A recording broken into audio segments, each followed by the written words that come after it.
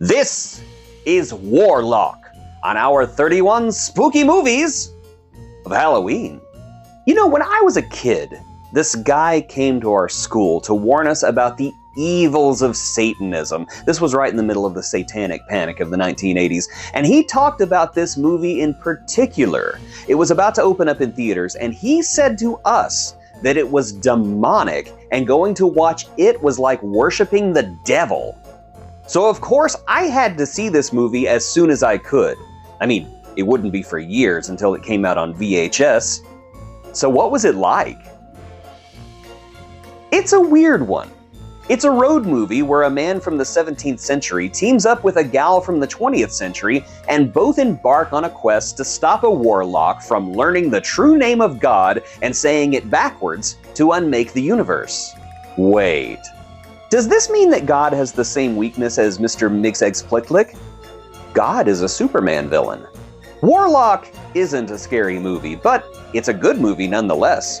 More action and fantasy than anything else, and an enjoyable fish-out-of-water story with Richard Grant being a fun hero character, magnificently out of his depth, and Julian Sands playing the Warlock with gleeful, delicious bravado. Also, Laurie Singer is there. Now, it does get hokey in places, and some of the story beats are rather contrived.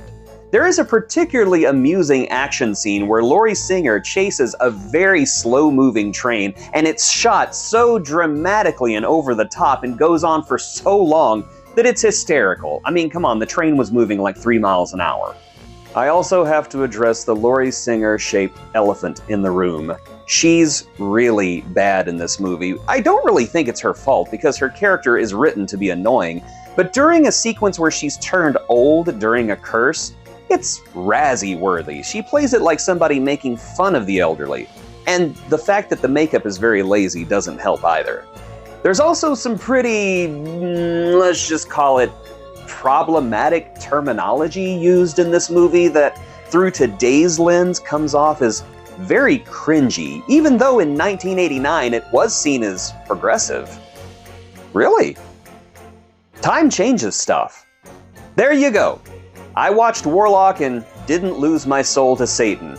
It turns out I was born without one. Warlock.